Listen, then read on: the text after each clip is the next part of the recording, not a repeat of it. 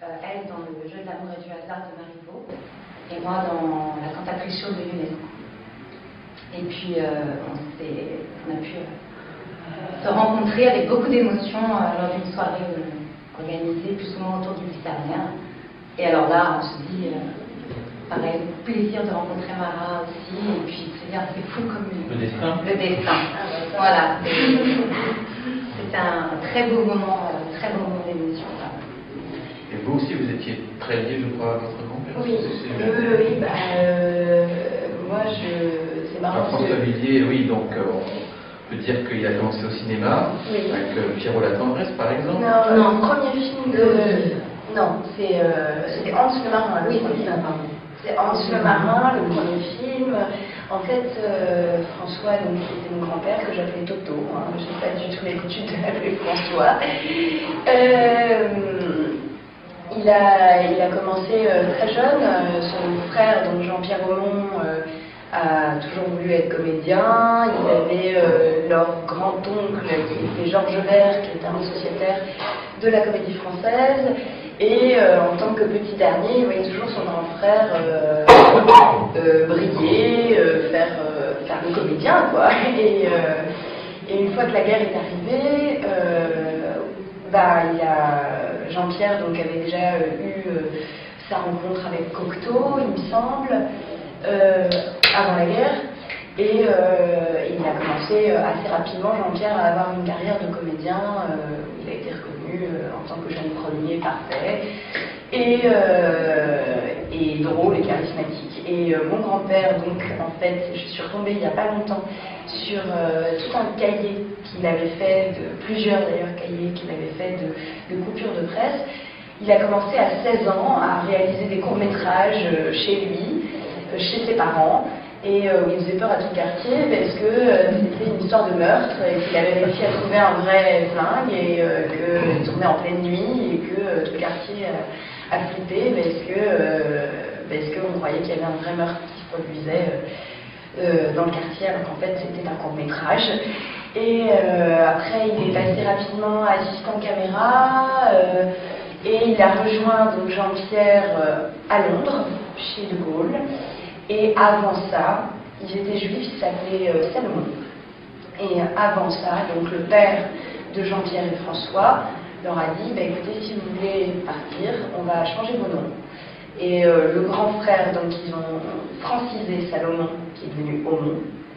Et tout simplement, ils étaient au métro Villiers, donc le petit frère s'est appelé Villiers.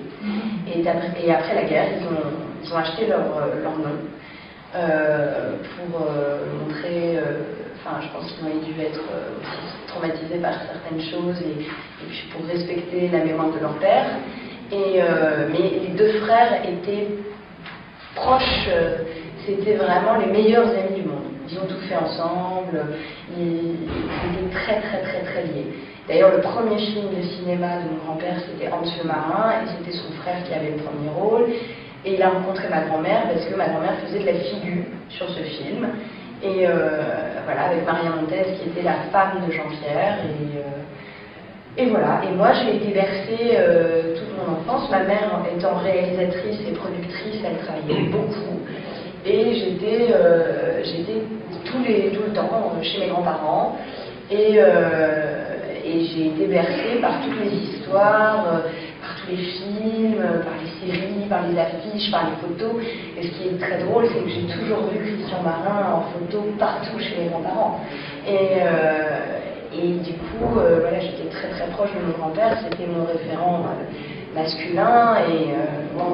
Et voilà, et c'est lui qui m'a donné le goût de devenir d'abord comédienne. Alors il a d'abord sauté au plafond en me disant il en est hors de question. Et puis en grandissant, la mise en scène m'a attirée. Et aujourd'hui, je ne me vois pas faire que l'un ou que l'autre. Et pour l'instant, je fais de la mise en scène de théâtre, parce que c'est là que j'ai appris mon métier de comédienne. Voilà, c'est ma grand-mère et mon grand-père qui m'ont tout doucement amené vers cette voie-là. Ma mère aussi, qui m'a complètement soutenue, même si au tout début, tout le monde disait passe ton bac d'abord, on verra plus tard. Et une fois que j'ai trouvé trouvait que je n'avais qu'une envie, c'était de faire ce métier, que je savais que c'était difficile. Et on nous donnait des anecdotes comme Annie Girardot, qui a beaucoup travaillé avec mon grand-père, que mon grand-père adorait, qui disait « mais tu te rends compte, elle est restée 10 ans sans travailler ».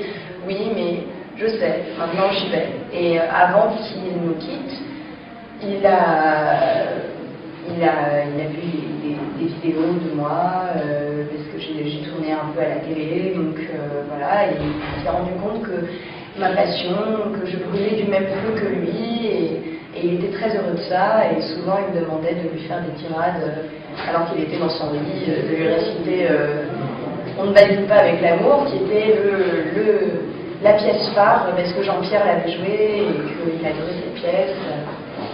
Et voilà, donc c'est vrai que quand on s'est rencontrés avec Laura, c'était particulièrement émouvant, parce que on était en plein milieu de cette soirée, et elle me dit oui, mon grand-père était comédien, un comédien très connu dans les années 60, mais tu ne dois pas connaître. J'ai dit oh, test, vas-y. Et Christian Marin, il a tourné dans Les Chevaliers du Ciel, et là je l'ai regardé, ma mâchoire est tombée, je lui ai dit bah c'était mon grand-père, mais alors en fait, donc voilà. Et ma mère, du coup, a rencontré Laura, très très émue aussi, et on est devenus très proches aussi grâce à cette rencontre. On aimait toutes les deux nos grands-pères, ça a été des héros qui nous ont insufflé notre âme d'artiste, et je les remercie tous les deux.